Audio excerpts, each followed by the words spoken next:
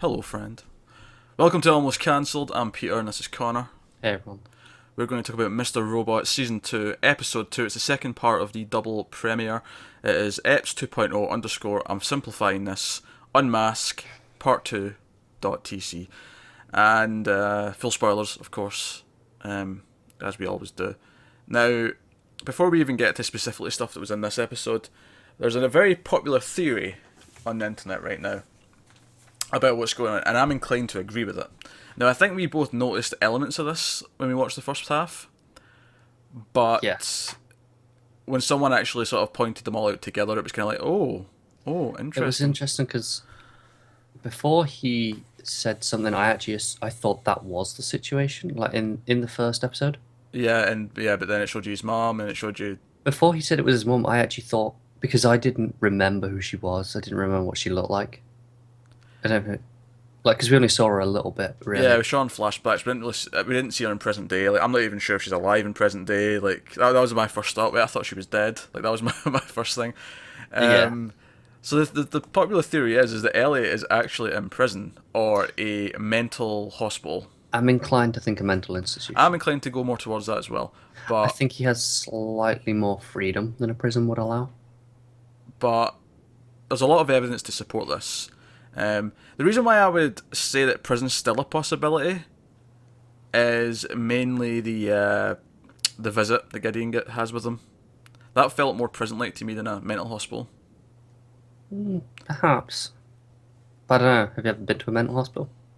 Sorry? Have you ever been to a mental hospital?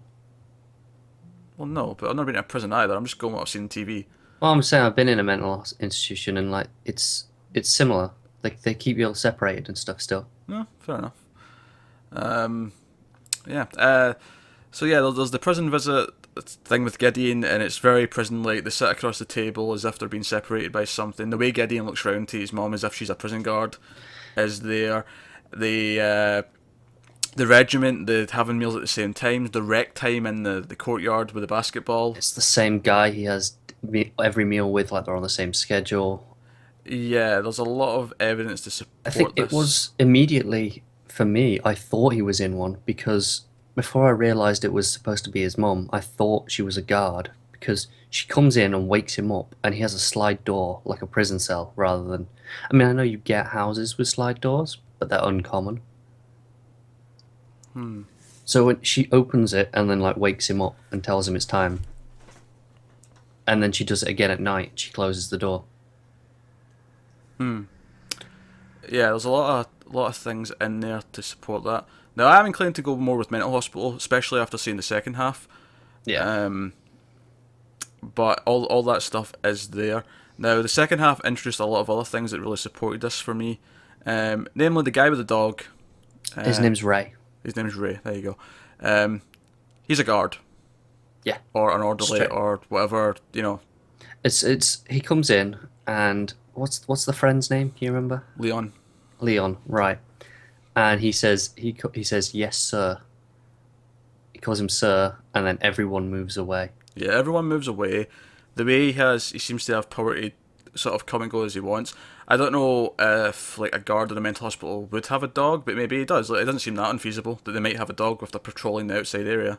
I think it would be likely, even perhaps slightly more likely to have a dog in a mental institution because dogs are companions. They provide emotional support for a lot. Like people have them for that reason. A lot of people Mm, do anyway. So I can see them having one to keep people at ease. yeah.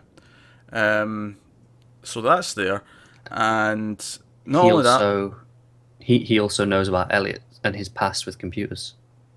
yeah, he knows about Elliot's past his computers, but also when he comes back to see him the next day, and he references speaking to him the night before, which we immediately go, oh shit, he spoke to the other personality, spoke to Mr. Mm. Robot because Elliot doesn't remember this. That implies to me that he has freedom to maybe go to his cell at night. Like he has the ability to go there. Yeah. Um, and that was just sort of all clicking together for me. And that was making sense. Um, Still though, the one thing that goes against any of this is in the first part when Gideon's there. You at least seem convinced that that apple peel is still on the table for real. I don't understand why it would linger on it if it wasn't. See, Do you I'm not necessarily convinced it is because I don't understand where you'd have a knife. Like, because in a see mental now? institute, you'd never have a knife. I get that, but why linger on the apple peel as if it is there? Like everyone's gone, the scene is empty, and then it focuses in on this on the table. Elliot's gone now. We're not filtered through his perception, as we've seen in these two episodes, where when he's not around, unlike season one where it was still kind of filtered through his perception, this time they say E Corp instead of Evil Corp. We know it's not filtered through him. So why is that still there? But why does he have a knife if he's in an institution? I don't know. That's the question. But So there was one other piece of information in this episode that made me think that he's there as well. go on. Angela has his fish.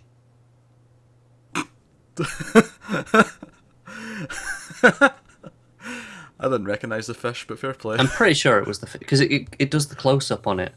It's like it looks Right. like the same sort of fish. I mean, maybe I'm wrong, Angela but has his fish. Actually, also supporting this theory is that Darlene in the first half, when someone brings up Elliot and she sort of like awkwardly says, "Well, he isn't here." Like that kind of ties into where he might be right now. So now the theory's looking good, which is interesting. I think it's a very fascinating theory. I think it's a really interesting and dark way to open the season. I also makes me wonder what else have they got cooking, because last year everyone figured out the main part of the twist, but yeah, they threw out something completely different that none of us saw coming. So I'm deeply curious as to what else is cooking here this season. Obviously the episode ends with him getting a phone call, seemingly from Tyrell. see, it's not that it wasn't that he was getting a phone call. He was making the phone call. He just didn't. He just it wasn't him doing it. Okay. Well, I think it's a key difference because receiving a phone call is Tyrell's in control, whereas this was Mr. Robot was in control, and then he allowed Elliot to hear. Alright. I didn't notice that. I didn't get that. Because we end with it cuts from Elliot's running through the street. He's running away from the guard, right? Okay, yeah. And he stops, and then it cuts to him on the phone, like he's lost time, and he looks confused. And he says, "Who's there?" We don't see it ring. We don't see him dial, but he's just holding it already, and the phone's already live. So I was under the impression that he'd lost control to Mr. Robot, and Mr. Robot had rung Okay. Tyrell. Yeah, no. Yeah, you're probably right. Yeah. The only thing this does do is tell us that he's not dead. Tells us he's not dead, although we kind of got that impression anyway, but unless someone else is sending his wife the stuff, because we see her in this half of the episode, Yeah. and she gets a phone, she's still up to her kinky games, and we see that the guy who used to work for Tyrell's currently working for her is her chauffeur or bodyguard person, and that's pretty much her thing. She's still doing what she does. Still being a bit terrifying. Yeah, still being terrifying. Gideon, poor Gideon. We see him with the FBI briefly, and they introduce a character who we're clearly going to get more of. A, because she's got a poster, and B, because we get this long scene of introducing her in the shop. So that tells us that okay, we need to know who this person is. We're going to be coming back to her along the way. She doesn't have much to do in this episode other than get introduced, but we're obviously going to see more of her. But Gideon, of course, he is at a bar, and this guy comes up to him. It seems like he's flirting at first. Yep. But I don't know about you, but as soon as he said tomorrow I'm going to be a hero, I knew what he was going to do. Yeah. It's like, oh shit. Yeah, he's about to murder him, and he did, and it was brutal, and there was blood pouring out of his neck, and the poor bastard is dead. Very visceral scene,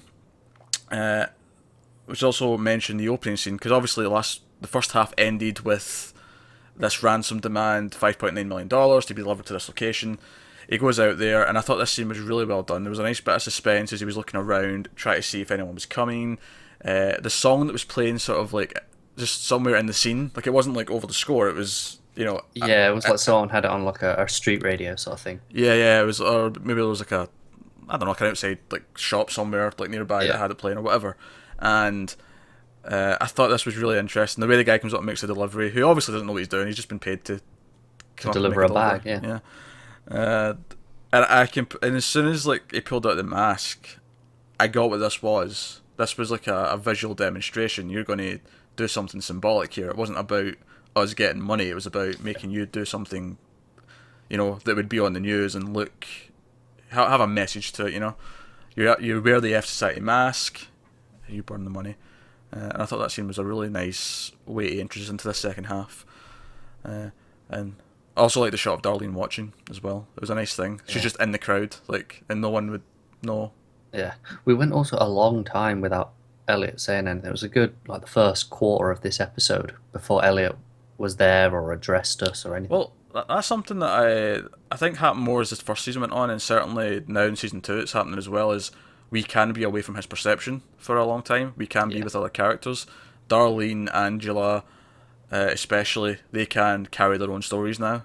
Yeah. It doesn't need to be from his point of view. So I think that makes for interesting stories. I mean, Darlene obviously was more of a first half character, whereas Angela, of course, we get more of her in the second half. Yeah, definitely. And her character's interesting. I thought, first of all, USA Network is allowing F-bombs. They're not muting them anymore. Yeah, I thought that was really interesting. Yeah, they're just doing it. I think that's really weird. It's a really weird thing about the US's TV rules, is that it's not like an actual rule that you can't have an F-bomb on basic cable. It's just implied that you shouldn't.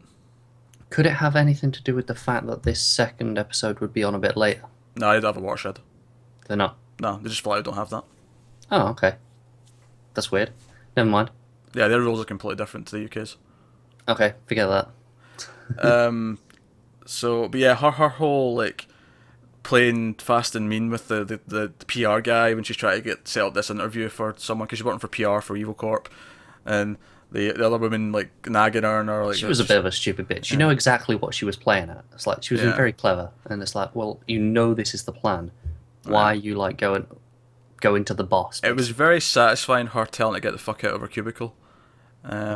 It was very satisfying. That said, though, Angela's in a really dark place right now, because Angela is just as lost as Elliot is, just in a really different way. Because she's been eaten alive by the machine, as it were, and her conversation with the lawyer specifically just told me how lost she was. And it goes back to all the way back at the start of season 1 when she's in that meeting with Colby, and they get her kicked out of the meeting, and she feels like she's not worth anything. This is what Angela really wants and really needs, is to feel like she's worth something, to feel like she's important to something, and she's been seduced, as it were, by the dark side to feel that. Yeah. And then the self-help thing was just really depressing to watch. It was, but it was really just a case of hammering home this is what she needs. Yeah, so I'm not sure where they're going to go with her. It can go one or two ways. I can see it being almost like this fallen angel antagonist to Elliot along the way, or as someone who's going to have a redemption arc. I'm not really sure what way they're going to go with it. I'm inclined to think redemption. I'm inclined to see them running it parallel to Elliot. They're both trapped in their own prisons, essentially. Yeah. Whereas one's metaphorical, and then they'll kind of be parallel for most of the season, I think. One prison's metaphorical, the other one we have a metaphorical is illusionary. Yeah, that's hiding the real prison. Yeah. Yeah. God damn this show. But no, so I believe in anything. I think we've covered all the main character stories in this second half. We did Angela. Done. I think we've done everything. Yeah, I think that's everything. So, yeah, the whole mental therapy, like psychiatrist. I don't want to say asylum, but essentially an asylum. To point out something mildly interesting, I sort of point out to me, the whole control and illusion thing, which is the big thing at the minute. Mr. Robot said that to Elliot when they were on the Ferris wheel in season 1 about the whole, about E-Core and stuff like that. When he was explaining their plan near the start. It might have been the first episode, one of the first 2 or 3, and he says to him, "Control is an illusion." It's just like, this has been there a while, that idea. Yeah, it doesn't surprise me. Ismail seems to have things fairly well mapped out here. Seems well put together, so I have no doubt that. So it'll be interesting to see how this prison mental ward, like Facade, Let's see how long that holds up. Is this going to be a whole season thing, like Who is Mr. Robot? Is this going to be something that we I get can through? see them doing like a really interesting thing of like bits of it decaying along with his mental state. I don't think we're here all season though. No, maybe half. Yeah, I can see it not lasting as long as that, because I think we are smarter getting into this season after last season. We're expecting them to trick us. We're almost trained. It's like we've been trained in the way the show works, and that's why Elliot flipping it and saying he doesn't trust us works so well, because it's like, all right, you know how it works. Well, fuck, I'm not going to play by the rules, like, and this isn't Elliot. This is the writer. This is him saying, look, you know how this works. I have conditioned you to expect this, so now I'm going to fuck with you and do different things. So, no, it's It interesting almost stuff. feels like the prison angle is there so that we feel a bit safe. It's like, okay, we get it. They're playing something smart. And like we know what to expect, sort of thing. So then they can just kind of keep our attention on that. Kind of what they did with the Mr. Robot. Like our attention was all on that. Yeah, it's a misdirection almost. Not that it's Yeah. wrong. It's still correct, probably, but But it's it's there just to keep our attention. Like they'll give us just enough each episode to make us talk about that more than anything else, I think. yeah. Well, that's episode 2, second half of the premiere. We'll of course be back next week for episode 3. Let us know what you think of the episode in the comments below. Did we miss any clues, hints, theories, all that stuff? Like and subscribe and all that jazz. It helps us out a lot. Thanks for watching, guys. We'll see you next time.